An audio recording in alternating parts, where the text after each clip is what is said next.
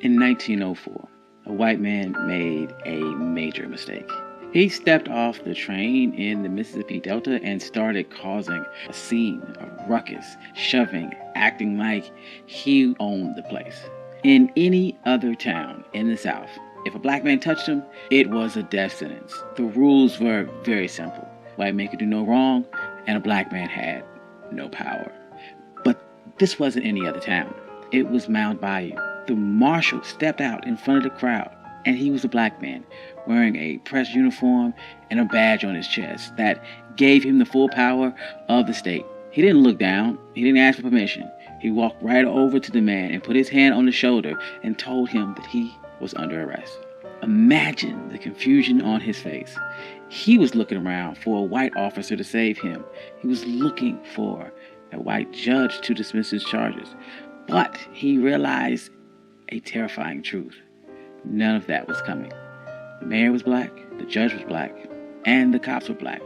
For the first time in his life, the color of his skin was not a get-out-of-jail-free card. And this is the story of Mound Bayou. This is One Mic Black History. I'm your host, Country Boy. If you like stories like this, you can find more stories at onemichistory.com. But without further ado, let's get started.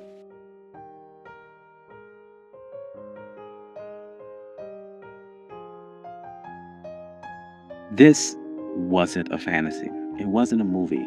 This was a real place, a black fortress in the middle of one of the most racist states in America. A place where Jim Crow had absolutely no jurisdiction.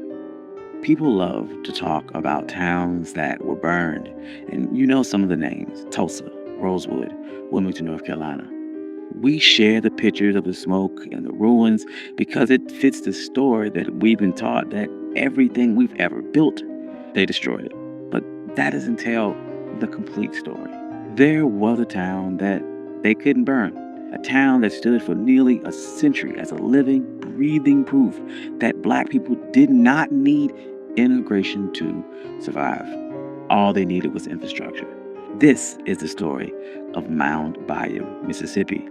And if you ever wondered what it looked like when a community stops asking for permission, this is your blueprint. So, to understand how a place like this could even exist, you have to go back to a bit of a paradox. You have to go back to a plantation called Davis Bend.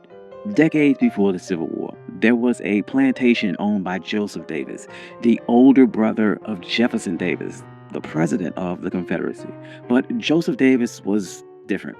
He was a utopian socialist. He believed that if you gave enslaved people enough autonomy, they could produce more. So he set up a system that looked less like a labor camp and more like a twisted experiment on self-governance.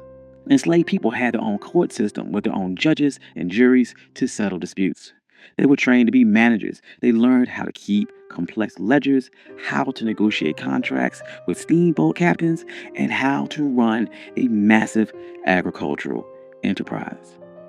Growing up in this system was a young man by the name of Isaiah T. Montgomery. He was more than just a laborer. He was a secretary. He was in the room where deals were being made. He saw the paperwork, and he learned the hidden language of capitalism.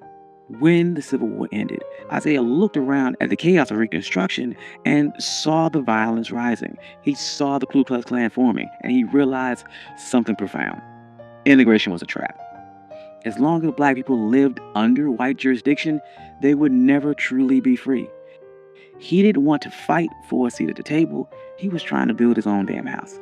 He knew that he couldn't just take the land. He had to make a deal with the system. So in 1887, he found a surveyor's map and pointed to a spot in the Yazoo Delta, a place that no one wanted. It was about 840 acres of nightmare.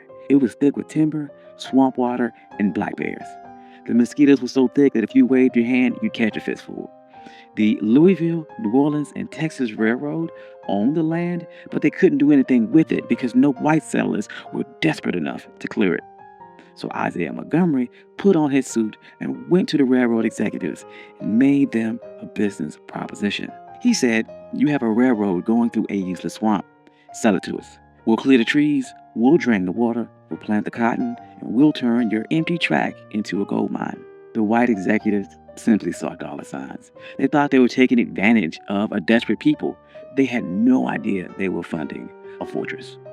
Montgomery would purchase the land for $7 an acre. But here's where the genius part came in, and the part that changed history. He set up a charter for the town. The policy included that the land in Mound Bayou could only be sold to other black folks. Think about that. He used the exact same restrictive covenants that white neighborhoods like Levittown used to keep us out, but he flipped that weapon. He used it to keep the oppressors out. This created an invisible wall around his town. If you didn't own the land, you couldn't vote in the town elections. If you couldn't vote, you couldn't be the sheriff. You couldn't be the judge. By controlling the land, you controlled the law. He moved with some urgency. He knew that they were on a race against time. The first settlers crept through in rough shanties, fighting off malaria and wild animals while clearing the trees by hand. But within a decade, the swamp was gone, and the place was a bit of a miracle. By 1907, if you walked through the streets of Mound Bayou, you wouldn't have seen the struggle. You would have seen power. There were 13 black-owned stores. You would see 3 cotton gins humming with machinery. You would see a train depot that was busier than some of the white depots in neighboring towns. They even printed a newspaper, The Demonstrator, because if you didn't control the media, someone else would write your story for you. But this isn't just about buildings. The town also closed the loop on economics. In most places, a black farmer would grow his cotton, but he'd have to take it to a white gin to be processed. The white owner would then cheat him on the weight, and then he would take his money to a white bank where they would charge him predatory interest, and he would spend it in a white store that wouldn't even let him try on shoes. Every black dollar went into white hands immediately. But Mound Bayou changed that. The cornerstone of this strategy was the Bank of Mound Bayou, founded in 1904 by Charles Banks. They called him the Wizard of Finance. He understood that freedom wasn't real unless you could fund it. When he opened the bank, it wasn't just a place to store cash. Farmers from all over the Delta, even outside of the town, started to bring their money to Charles Banks because when he walked to the lobby, they were treated like human beings. They could get a loan to buy seed or equipment without signing away their dignity. And that money stayed within the town. The bank lent that money to the grocer hired a carpenter, the carpenter played the doctor, and the dollar circulated 5, 6, 7 times before it left the community. But the greatest test of this infrastructure wasn't just banking, it was survival. During the 1940s, if you were black and you got sick in the Mississippi Delta, you were in trouble. White hospitals would not take you, or you were thrown in the basement ward with no heat and no nurses. You could die from a simple infection because you were on the wrong side of the color line. So Mound Bayou decided to build a healthcare system. They didn't ask the government for a grant, they went to fraternal orders. We often forget groups like the Knights and Daughters of Tabor. These were secret societies, benevolent orders where the members paid small monthly dues, mostly nickels and dimes. It was the original crowdfunding. They pulled together these nickels and dimes into a massive war chest and built the Taborian Hospital in 1942. This place was state-of-the-art for the time. It had x-ray machines, incubators for premature babies, sterile operating theaters that rivaled anything in Memphis or Chicago. They hired black surgeons and paid them top dollar, and they had black nurses in crisp white uniforms. For a sharecropper who spent his whole life being called boy, walking into a black hospital had to be a life-changing experience.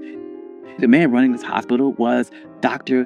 T.R.M. Howard. He knew that you couldn't just have a healthy body in a sick society, you had to fix the politics too. So he turned Mound Bayou into a headquarters for the civil rights movement in the Delta.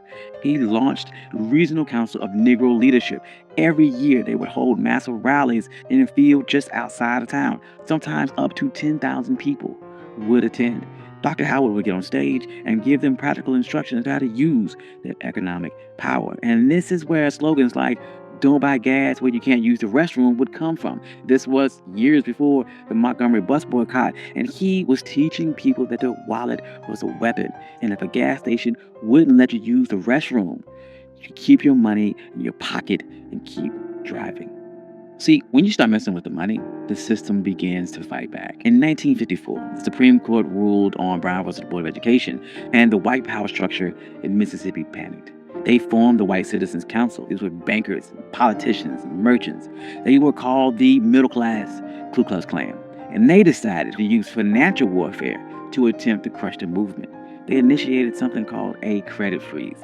They made a list of every activist, every member in NAACP, every person who dared to speak up. And they called banks and they said to call in your loans. Suddenly, black business owners had 24 hours to pay off debts they thought they had years to pay. Farmers went to buy seed and were told that credit was no good. Sharecroppers were kicked off their land. They tried to starve the movement into submission. And this is where the infrastructure of Mound Bayou saved the day, because Dr. Howard and his lenders didn't have to beg for mercy.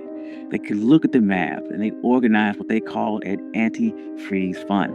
They reached out to the Tri-State Bank of Memphis and other black-owned institutions, and they moved massive amount of capital into the Delta. When a white bank called in a loan on a black activist, Dr. Howard could step in and say, "We will take on that debt." They would pay off the white bank and refinance the loan for the black institution. This kept storekeepers stocked, this kept mortgages current, and this kept black trucks moving. But these type of efforts don't make headlines. It wasn't a march. It was a wire transfer. And that wire transfer saved the movement. It bought them time. And in a long war, time can be the most expensive commodity. This black fortress protected people in ways that went beyond money. When Emmett Till was murdered just a few miles away, the trial was a dangerous farce. Black reporters and witnesses were threatened with death if they testified. Where did they go? They went to Mound Bayou. Dr. Howard turned his home into a command center. He set up an armed guard. He had a safe house. Mamie Till Mobley, Emmett Till's mother, even stayed there. They would drive them to the courthouse every morning to face that horror, and then drive back to Mound Bayou at night to sleep in the only place where the sheriff couldn't let the lynch mob in. And this brings us back to the image of that sheriff on the train platform that we began with. Now, what you need to understand is that what happened in Mound Bayou wasn't magic. It wasn't a utopia where everyone got along perfectly. It was a real place with real issues, but it was a proof of concept. It proved that poverty and chaos that we saw in other places wasn't natural. It was engineered. And when you remove the artificial weight of white supremacy, and when you allow black people to own land and control the bank and police their own streets, we didn't just survive, we thrived. We built hospitals, banks with surplus capital. We built towns that were safe, clean, and more prosperous than the white towns that were attempting to destroy us. And Mound Bayou, it's still here today. It's smaller. The highway system bypassed it, and the economy changed, just like it did for a lot of small rural towns and for a lot of black businesses. But the most important thing about Mound Bayou isn't how big it is today, is that it never burned. Unlike Tulsa, unlike Rosewood, the mob never came from Mound Bayou. They couldn't. Infrastructure was too strong. Ownership was too absolute. They had built a wall of deeds and dollars that hate couldn't climb over.